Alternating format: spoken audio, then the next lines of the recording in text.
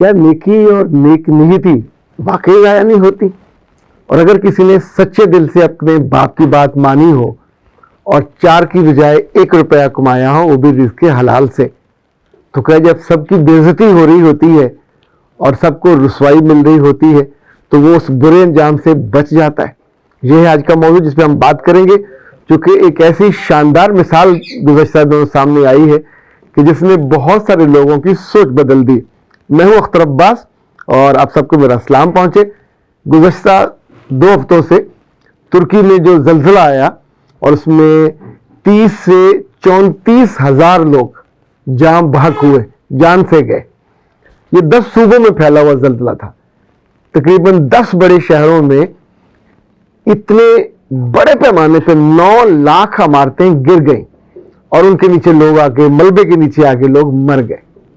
In fact کسی بھی ملک میں جب زلزلہ آتا ہے تو اس کے بعد ایک دکھ اور کیفیت ہوتی ہے جس میں لوگوں کی ہمدردی بھی آتی ہے، لیکن بہت کم لوگ ہیں جو اس بات پہ غور کرتے ہیں کہ جو عمارتیں تھیں جن لوگوں نے بنائی، کیا کہیں وہ تو گھٹیا نہیں تھی کہ جو اتنی جلدی گر گئی؟ ترکی کے زلزلے میں ایک صاحب ہے، ان کا نام ہے آئیدن۔ یہ 60-70 سال کے آدمی ہیں۔ انہوں نے تقریباً 50 بڑے رہائشی منصوبے بنائے۔ اب سوچئے کہ اتنے بڑے پیمانے پہ نقصان ہوا، اتنے بڑے پیمانے پہ لوگوں کے گھر گرے۔ ایک تو جو طیب اردگان صاحب ہے وہ دور کا سوچتے ہیں۔ انہوں نے فوری طور پہ یہ فیصلہ کیا کہ جن جن ٹھیکیداروں کی اور کنسٹرکشن کرنے والوں کی عمارتیں گری ہیں ان کو اریسٹ کر لیا جائے اور تحقیق کی جائے کہ انہوں نے اس میں میٹیریل برا استعمال کیا۔ جب جانتے تھے کہ یہ زلزلے کا علاقہ ہے تو عمارتوں کو نہیں گرنا چاہیے۔ جیسے جاپان میں زلزلے آتے ہیں، بہت بڑے پیمانے پہ آتے ہیں، تب ان کی عمارتیں ایسے ہو جاتی ہیں زلزلے میں، گرتی نہیں ہیں۔ they made it possible۔ اچھا، جو آئیدن صاحب ہیں یہ واحد ہیں کہ جن کی 50 رہائشی منصوبوں میں سے ایک بھی ختم نہیں ہوا، ایک بھی گرا نہیں، کسی کی یوں سمجھے نکر بھی گری نہیں، اور جہاں دکھ تھا، صدمہ تھا، لوگوں کو غصہ تھا، وہیں یہ صاحب ہیرو بن گئے۔ ان کے بارے میں کچھ آپ کو دلچسپ چیزیں بتاؤں۔ یہ کسی یونیورسٹی کے پڑھے ہوئے نہیں ہیں، کسی کالج کے پڑھے ہوئے نہیں ہیں، لیکن جو کنسٹرکشن کرتے ہیں وہ اتنی شاندار، اتنی مضبوط۔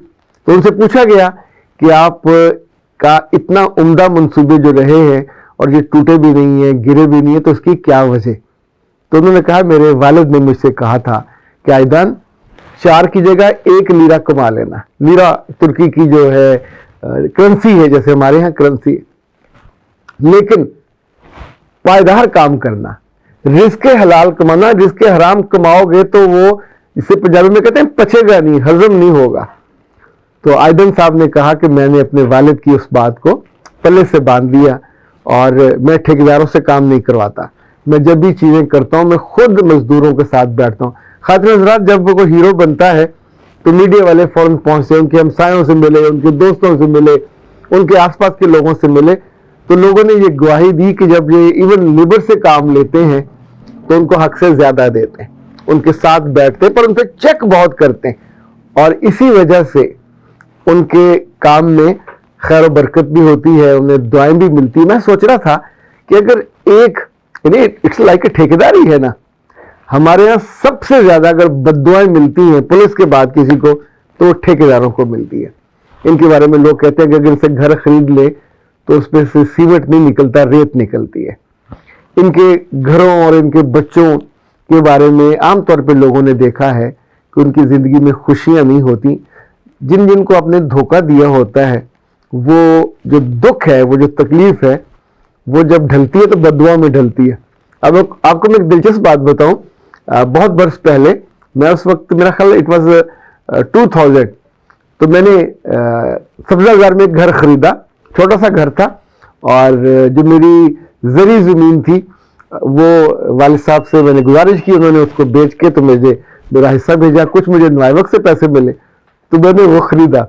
اچھا، وہاں کچھ عرصہ رہے، پھر چونکہ میری شادی وادی ہو گئی اور اہلیہ نے کہا کہ یہ چھوٹا گھر ہے، مجھے یہاں سے آسمان نظر نہیں آتا، تو کوئی اور مجھے گھر لے دیجئے۔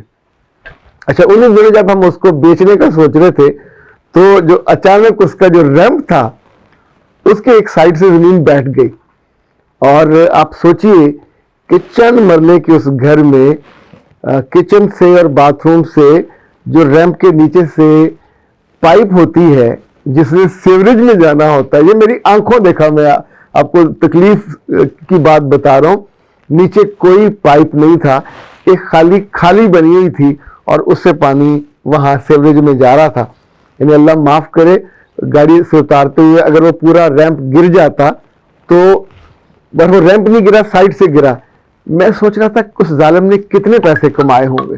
یعنی چند فٹ یا چند گز پائپ، جو پلاسٹک کا پائپ ہے 2000 کا آ جاتا، 4 کا آ جاتا، لیکن اس نے جو اپنے ذہن کی ایک حرام کھانے کی عادت ہوتی ہے.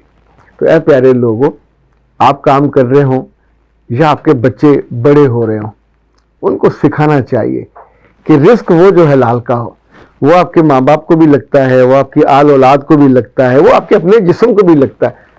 حلال کھانے والے اللہ ان پہ آزمائش نہ ڈالے، صحت بھی ان کی اچھی ہوتی ہے، ان کے گھروں میں خوشی بھی زیادہ ہوتی ہے، ان کی کامیابی بھی ہم نے زیادہ دیکھی ہے. لاہور میں ایک سلسلہ تھا ایڈن کے نام سے، رہائشی کنسٹرکشن، اور انہوں نے بہت سے لوگوں کو اچھے گھر بنا کے دیے. لوگوں یعنی کتنی ساری ان کی ہیں، پر پھر ان کے دل میں وہ جو لالچ اور گھٹیا پن کا تھا پودا، وہ کھلا. لوگوں سے پیسے لیے، کئی ارب روپے یہ ملک سے بھاگ گئے. یعنی he was a known person. ان کی بیوی اسی دولت کی بنیاد پہ یا اپنے تعلقات کی بنیاد پہ ممبر اسمبلی بھی بنی، لیکن انہوں نے لوگوں کے پیسوں کی بنیاد پہ جب ملک سے بھاگے تو پیچھے بددعا نے ان کا رخ کیا. وہاں جا کے اتنے بیمار ہوئے کہ انہیں واپس آنا پڑا، اولاد ساتھ نہیں آئی، بیوی ساتھ نہیں آئی. پاکستان میں آ کے وہ مرے، اور ان کے جنازے پہ لوگوں نے ان کو دفن نہیں ہونے دیا، قبر میں ڈالنے نہیں دیا، کہ ہمارے پیسے، اور وہ لاکھوں نہیں ہیں، اربوں میں ہیں، کہ جو انہوں نے کھائے ہیں وہ نکالیں. پولیس کو بلانا پڑا، پولیس نے بلا کے لوگوں کو تتر بتر کیا، اور پولیس کے پہرے میں اس بدقسمت آدمی کی، میں تو بدبخت کہوں گا، کہ جس کا سسر پنجاب کا آئی جی رہا تھا. یعنی اتنی طاقتور پارٹی تھی، اتنے سارے پیسے تھے، لیکن انسان جب حلال چھوڑ کے حرام کمانے پہ جاتا ہے تو شاید حلمن مزید والی کیفیت ہوتی، اور لے لوں. لیکن اس بیچ میں جن جن لوگوں کو آپ دھوکہ دیتے ہو، جن کا نقصان کرتے ہو، جن کے دل توڑتے ہو، یہ گھر بنانے والے تقریباً سارے، ان میں سے کوئی بھی بہت امیر کبیر نہیں ہوتے. لوگوں کی بیویوں نے، انہوں نے اپنے زمینوں کو، اپنے پلاٹوں کو بیچ کے پیسے جمع کیے ہوتے تاکہ انہیں ایک چھت کی سہولت مل جائے، ان کے بچوں کو گھر مل جائے.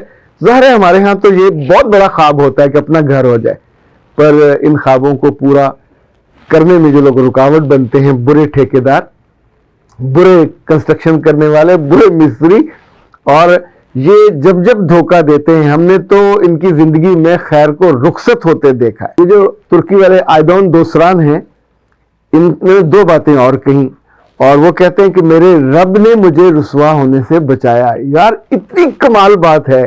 یہ ہے وہ یقین، تیقن، کہ میں نے اپنے رب کے لیے بے ایمانی سے، میں نے اپنے رب کے لیے بددیانتی سے اپنے آپ کو رک کر سکتا تھا، اور میرے رب نے مجھے جب سب لوگ رسوا ہوئے اور مارے گئے، مجھ کو بچا لیا. اور آپ سوچیں 60-70 سال کی عمر میں، 70 سے زیادہ مجھے ان کی عمر وہ لگ رہی ہے، وہ بن جائے ہیرو. اگر مجھے ان کی تصویر مل گئی تو میں آپ کو دکھا پاؤں. چلیں ابھی ہم کوشش کرتے ہیں کوئی تصویر مل جائے تو آپ کو دکھا دی جائے. دوسرا انہوں نے کہا کہ میری زندگی میں میرے والد کی وجہ سے رزق حلال کی طلب، اور اس طلب میں نے اپنے آپ کو گھلایا، اپنے آپ کو، اپنے وقت کو لگایا، اور بس یہ سوچتا تھا کہ جتنا بھی میں کماؤں اسے مجھے شرمندہ نہ ہونا پڑے. تو خاطر حضرات، اپنی زندگیوں میں کسی ایک پوائنٹ پہ، لائک اپنے ماں باپ کی کوئی اچھی بات انسان مان لے اور پھر پلو سے باندھ لے، اور جب اس کا اپنا وقت آئے ایگزیکیوٹ کرنے تک، اور پھر ایسی شان سے، ایسی مضبوطی سے کرے کہ قوم گواہی دے، قوم پھر آپ کو ہیرو بنائے، پھر آپ کے پیچھے میڈیا والے بھاگتے پھر رہے ہوں کہ تم اتنے اچھے کیوں ہو. اختر عباس کو دیجیے اجازت. السلام علیکم.